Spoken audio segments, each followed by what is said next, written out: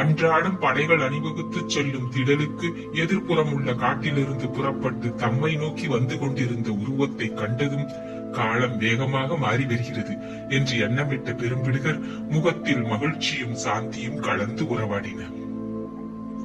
இந்த நிலை 20 ஆண்டுகளுக்கு முன்பு ஏற்பட்டிருந்தால் புத்திரையர் சிற்றரசர்களாக மாற வேண்டிய நிர்பந்தம் ஏற்பட்டிருக்காது என்ற நினைப்பால் சற்று பெருமூச்சும் விட்டார் செந்தலை சிற்றரசின் அதிபதி.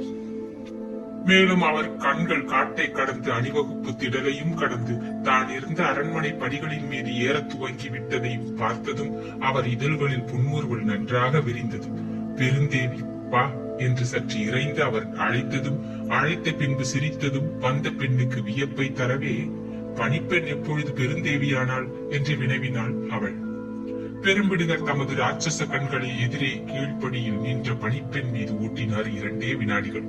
அதற்கு பிறகு கேட்டார், உன் பெயர் என்ன என்று. தேவி என்ற பணிப்பெண், இத்தனை நாள் அந்த பெயரை சொல்லியே அழைத்ததில்லையே, பெண்ணே என்றுதானே அழைப்பீர்கள், இப்பொழுது பெயர் திடீரென்று உங்கள் நினைப்புக்கு வந்துவிட்டது, அதற்கு முன்பாக ஒரு ஒட்டும் போடுகிறீர்கள் என்று சொன்னாள். அவள் பேச்சுக்கு பதிலேதும் கூறாத பெரும்பிடுகர், இப்படி உட்கார் என்று தமது பக்கத்தில் இடத்தை காட்டினார். நான் உட்கார வேண்டிய இடம் அதுவல்ல என்று கூறிய பணிப்பெண் அவர் உட்கார்ந்திருந்த படிக்கு கீழ்ப்படியில் அவர் பாதத்துக்கரிகள் உட்கார்ந்து கொண்டாள். அப்படி உட்கார்ந்து அவள் தலையை மிகுந்த அன்புடன் தடவி கொடுத்த பெரும்பிடுகர், பெருந்தேவி என்று ஏதோ சொல்ல துவங்கியதும் அவரை குறுக்கே மறித்த பணிப்பெண், நான் பெருந்தேவி அல்ல, வெறும் தேவி என்று சற்று கோபத்தை காட்டினாள். வெறும் தேவிதானா? பெரும்பிடுகர் கேள்வியில் விஷமம் இருந்தது. ஆம், பணிப்பெண்ணின் குரலில் கண்டிப்பு இருந்தது. அப்படியானால் வெள்ளம் போட்ட தேவி அல்ல என்று பெரும்பிடுகர் பெரிதாக நகைத்தார். பணிப்பெண்ணின் முகம் சிவந்தது. தமது மனைவி காலமான பிறகு எந்தவித உற்சாகத்தையும் காட்டாத பெரும்பிடுகர் அன்றைக்கு வேடிக்கையாகவும் உற்சாகமாகவும் பேச முற்பட்டதை கண்டதும் பணிப்பெண் வியப்புக்கும் வெட்கத்துக்கும் உள்ளானாள். வெள்ளம் போட்ட தேவியா? அப்படியானால் நான் இனிக்கிறேனா உங்களுக்கு என்றும் கேட்டால் குனிந்த தலையுடன். எனக்கு என்றும் இனித்தாய், அது பெண் தகப்பனுக்கு இனிக்கும் இனிப்பு, அதில் என்ன சுகம் இருக்கிறது? இன்று இன்னொருவருக்கும் இனித்தாயே, அதில்தான் விஷயம் இருக்கிறது என்றார் பெரும்பிடுகர். யாருக்கு என்று பணிப்பெண் வினவினாள் சீற்றத்துடன். ஆதித்தனுக்கு. இதை சொல்லி பெரும்பிடுகர் இடியென நகைத்தார். அதுவரை ஏதோ பேசிக்கொண்டு போன பணிப்பெண்ணின் முகம் குங்கும சிவப்பாக சிவந்தது. என்ன உளறுகிறீர்கள் என்று கேட்டாள் அவள் தலைகுனிந்த நிலையில். நான் உளரும் வழக்கம் கிடையாது என்றார் பெரும்பிடுகர். வேறு யார்? நானா? இல்லை, ஆதித்தன். சோழதேவர் மகனா? வேறு யார் உன்னிடம் கொஞ்ச முடியும்? அவர் எதற்காக என்னை கொஞ்ச வேண்டும்? இது என்ன கேள்வி? உன்னை கொஞ்சாமல் என்னையா கொஞ்சுவான்? அவன் விடுவித்தது என்னையா? என்னை அவர் விடுவித்ததாக யார் சொன்னது? யார் சொல்ல வேண்டும்? அவனிடமிருந்து நீ திரும்பியதிலிருந்தே தெரியவில்லையா? இதற்கு பதிலேதும் சொல்லவில்லை பணிப்பெண். முத்திரை பூதியை கேட்டார். ஆதித்தன் உன்னை தன்னுடன் வரும்படி அழைத்திருப்பானே என்று. ஆம், அழைத்தார் என்றாள் பணிப்பெண் கீழ்ப்படியில் கண்களை ஓடவிட்டு. மனம் புரிவதாகவும் சொல்லி இருப்பான் என்றார் பெரும்பிடுகர். பதிலேதும் சொல்லவில்லை பணிப்பெண். நடந்ததை எல்லாம் நேரில் பார்த்தது போல பெரும்பிடுகர் கூறியதை நினைத்து பார்த்ததால் வியப்பின் உச்சகட்டத்தை எய்தினாள் அவள். ஜோதிடம் உங்களுக்கு கைவந்த கலை என்பது தெரிகிறது என்று முணுமுணுத்தாள் அவள். ஜோதிடம் அல்ல, மனோ தத்துவம் என்று திருத்தி சொன்னார் பெரும்பிடுகர்.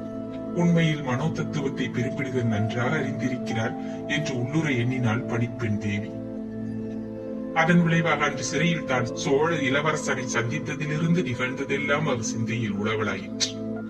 ஆதித்தன் சிறையில் தன்னை திடீரென்று கட்டிப்பிடித்து மூச்சு திணறும்படி அணைத்து பிறகு மாறனிடம் இருந்து தன்னை புரவியை பாய்ச்சி பிடுங்கி புரவி மீது கடத்தி பறந்தது, ஊரின் எல்லையை தாண்டும் முன்பே தன்னை இறக்கியது ஆகிய அனைத்தும் அவள் மனதில் வலம் வந்தன. இறங்கியதும் அவர் எத்தனை பரிவு காட்டினார்! மாறனிடம் இருந்து பலவந்தமாக தூக்கிய சமயத்தில் கிழிந்த எனது மேலாடையை எத்தனை நாகரிகமாக சரிப்படுத்தினார்! வேறு யாராயிருந்தாலும் அந்த நிலையை பயன்படுத்தி கொண்டிருப்பார்களே. அதுதான் போகட்டும், என்னை எதற்காக மறுபடியும் தூக்கி வைத்து நீரை எடுத்து முகத்தில் தெளித்தார்? இப்பொழுது எப்படி இருக்கிறது என்று எதற்காக கேட்டார் என்று நடந்த நிகழ்ச்சிகளை மீண்டும் நினைத்து பார்த்தாள் பணிப்பெண் தேவி. முகத்தில் நீர் தெளித்த ஆதித்தன் வினவினான், உன் மூச்சு பெருமூச்சாக ஏன் வருகிறது என்று. அத்துடன் அவள் முந்தானையை எடுத்து முகத்தையும் துடைத்தான். ஆதித்தன் இருக்கும்போது அச்சப்பட ஏதுமில்லை என்றும் சொன்னான்.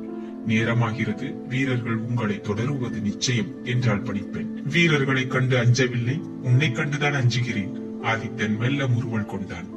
என்னை கண்டா? ஆம். ஏன் அத்தனை பயங்கரமாயிருக்கிறேனா? நான் சம்பந்தப்பட்டவரை அப்படித்தான். இதை கேட்டதும் முகத்தை நிமிர்த்தி பார்த்தாள் அவள். தவறாக நினைக்க வேண்டாம், உன் அழகு பயங்கரமானது, நான் அடியோடு நினையாதது. முத்திரையர் பெண்களுக்கு வீரம் உண்டு என்று கேட்டிருக்கிறேன். அப்படியே பார்ப்பவரை விழுங்கிவிடும் பயங்கர அழகு இருக்கும் என்று இன்று வரை எனக்கு தெரியாது என்று சொன்ன ஆதித்தன் அவளுக்கு முன்பு நீரில் இறங்கி கீழ்ப்படியில் நின்று கொண்டான். ஆதித்தன் கண்கள் அவள் கண்களுடன் கலந்தன. உன் பெயர் என்ன பெண்ணே என்று அவன் உதடுகள் ரகசியமாக கேட்டன. தேவி. அவள் இதழ்கள் விரிந்து பெயரை மெதுவாக உச்சரித்தன. தேவி, என்ன அழகான பெயர், உன் பிற்கால அந்தஸ்தையும் விளக்குகிறது என்றான் ஆதித்தன். அவள் கருவண்டு விழிகளில் ஆச்சரிய ரேகை படர்ந்தது. பிற்கால அந்தஸ்தா என்று வியப்புடன் அவள் வினவினாள். ஆம் தேவி என்றான் ஆதித்தன். அந்த தேவியை மிக இன்பமாக உச்சரித்தான். என்ன அந்தஸ்தோ? ராணியாகும் அந்தஸ்து. யாருக்கு ராணி? எதற்கு என்று கேட்க வேண்டும். எதற்கு என்றா? ஆம், சரி, எதற்கு? சோழ நாட்டுக்கு. இதை கேட்டதும் சட்டென்று எழுந்த தேவி குளப்படியின் முனையில் நின்றிருந்ததால் சற்று ஆடி விழப்போனாள் உணர்ச்சி மிகுதியால். கீழ்ப்படியில் நின்ற ஆதித்தன் அவளை தாங்கி பிடித்தான். அடுத்த வினாடி அவளை இறுக்கிய வண்ணம் அவள் காதுக்கருகில் குனிந்து, தேவி, சோழ நாட்டு தேவியாக உனக்கு இஷ்டமா என்று வினவினான். இஷ்டமில்லை என்று அவள் உதடுகள் முணுமுணுத்தன. ஏன் தேவி? நாடு புருஷன் அல்ல, பெண், தாய்நாடு என்றுதான் அழைக்கிறோம்.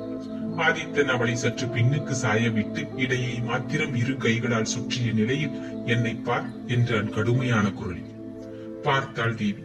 எனக்கு தேவியாக உனக்கு இஷ்டமா என்று கேட்டான். அவள் பதில் சொல்லவில்லை. கண்கள் பதில் சொல்லி இருக்க வேண்டும். சரையிலென ஆதித்தன் பொய்த்தாடி மீசைகளை களைந்து எறிந்தான். அவள் கண்கள் சொன்ன பதில் உதடுகளுக்கு அவஸ்தையை அளித்தது. ஆதித்தனின் இதழ்கள் அவள் மென்மையான உதடுகளில் முரட்டுத்தனமாக அழிந்தின. பிறகு சொன்னான், புறப்படுவோம் என்று. எங்கு? உதடுகள் இன்ப லாகிரியுடன் ஒற்றை சொல்லை உதிர்த்தன. உறையூருக்கு. நான் வர முடியாது. ஏன்? காரணங்கள் இரண்டு. ஒன்று, முத்தரையர் பெண்ணான தேவி சோழ இளவரசனை காப்பாற்றினாள், அதனால் அவன் அவளை மணந்தான் என்று இரண்டாம் பட்ச மனைவி உரிமையை நான் விரும்பவில்லை. நீங்கள் முத்தரையரை வெற்றி கொண்டு என்னை அழைத்து போக வேண்டும். அப்பொழுதுதான் நம் இருவருக்குமே மதிப்பு. சரி, இன்னொரு காரணம். பெரிய முத்தரையர் என் தந்தையை போன்றவர். அவர் உடல்நிலை சரியில்லை. அவரை விட்டு நான் வர முடியாது. ஆதித்தன் மேற்கொண்டு ஏதும் பேசவில்லை. அவள் இடையை பிடித்து அணைத்துக் கொண்டு குளப்படிகளில் ஏறி புரவி மீது அவளை ஏறவிட்டான். பிறகு தானும் ஏறி கடிவாளத்தை பிடித்து புரவியை செந்தலையை நோக்கி திருப்பினான். அவள் எத்தனை தடுத்தும் கேட்கவில்லை. அவளை முகப்பு காட்டில் விட்ட பின்பே சென்றான். போகும்போது அவள் தலை கவிழ்ந்திருந்தது. பெரும் கவலையை காட்டியது. கவலை தன்னை பற்றியது என்று உணர்ந்ததால் தேவியும் பெருமூச்சு விட்டாள். பெரும்பிடுகர் காலடியில் உட்கார்ந்திருந்த போது இத்தனையும் அவள் சிந்தனையில் வளம் வரவே பெருமூச்சும் வெளிவந்தது அவள் நாசியில் இருந்து. பெருந்தேவி என்று பெரிய முத்தரையர் மீண்டும் அவளை அழைத்து அவள் தலையை கோதிவிட்ட போதுதான் அவளுக்கு சுரணை வந்தது. அவர் பெருந்தேவி என்று அழைத்ததை இம்முறை அவள் ஆட்சேபிக்கவில்லை. தலையை சற்று திருப்பினாள். அதை பெரும்பிடுகர் தமது முழங்காலில் சாத்திக் கொண்டார். முதுகையும் செல்லமாக தடவினார். பெரும்பிடுகரின் முரட்டு சுபாவத்தில் இத்தகைய ஒரு மென்மையும் உண்டு என்பதை அன்றுதான் அவள் உணர்ந்தாள். ஆனால் பெரும்பிடுகர் போக்கினால் பெருமூட அனர்த்தங்கள் அவர் குடும்பத்தில் விளையக்கூடும் என்பதை உணர்ந்திருந்ததால் அவள் அழகிய தேகத்தில் சிறிது நடுக்கமும் உண்டாயிற்று. அத்தியாயம் 32 நிறைவுற்றது. நன்றி, வணக்கம்.